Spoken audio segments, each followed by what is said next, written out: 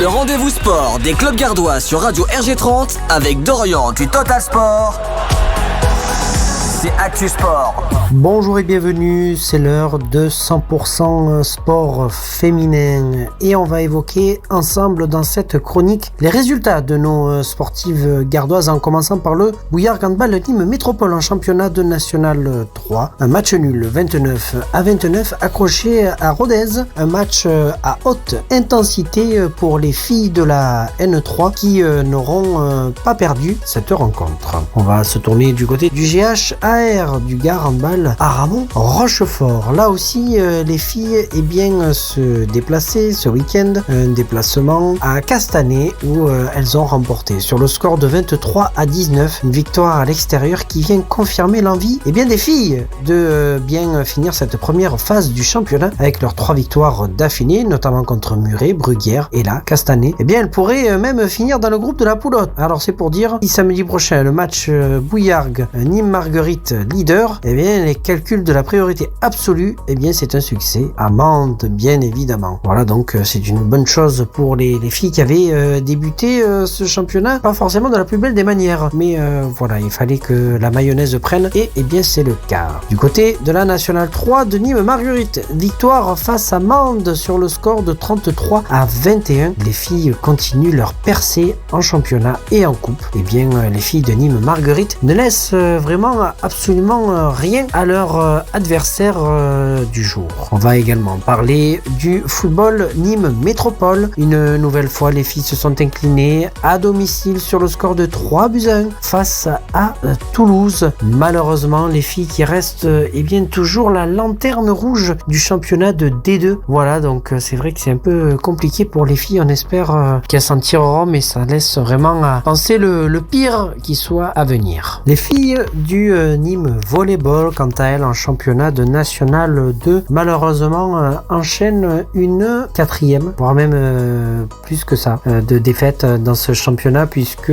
il faut remonter sur une victoire 3-2 face au MJC des Fleurs Volleyball Pau, et malheureusement c'est enchaîné bon nombre de défaites pour les filles de Nicolas Agnès, et ça s'annonce vraiment là aussi pas de bon augure. Une défaite ce week-end qui vient de passer à Gaston-Dessus sur le score de 3-0 face au volley Balma Kent Foncegrive. Mais on est vraiment attristé de voir aussi les situations dues également au fait que les marchés publics soient retirés pour les filles, en tout cas de Nîmes et de sa métropole. Le tableau d'ailleurs que vous pouvez aller voir sur Total Sport Media est assez flagrant. Tous les clubs donc féminins n'ont pas eu quoi que ce soit en termes de marché public, communication et marketing.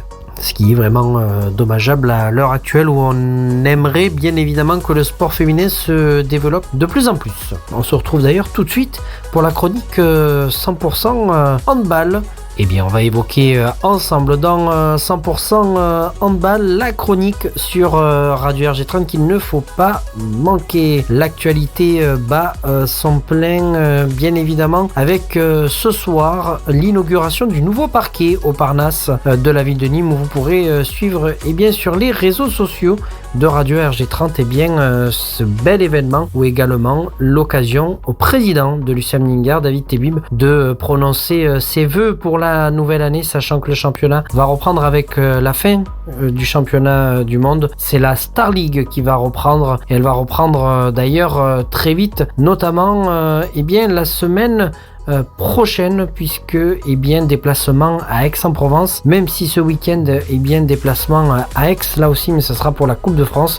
Le premier match ce sera face à Aix et le second ce sera face à Montpellier. Voilà l'actualité 100% handball qui a également battu son plein ce week-end, et on va parler du GHAR, seul d'ailleurs à jouer ce week-end puisque la N1 de l'USAM et de Bagnoles était au repos. On va vous parler du résultat du week-end qui a été malheureux pour les joueurs de la pré-nationale masculine, une défaite 16-18 à Juvignac. Vraiment une équipe incompressible. Ça a été vraiment une déconvenue monumentale, en tout cas pour espérer aller en poule haute. Les espoirs ont été bien perdus. Mais bon, comme on dit, il faut apprendre de ses erreurs et chaque saison peut en tirer beaucoup de bonnes choses. Donc on va également garder le positif de cette première phase du côté du GHAR, même si effectivement il y avait la volonté d'aller faire mieux que ça. Merci de nous avoir suivis dans 100% handball. On se retrouve demain dans 100% rugby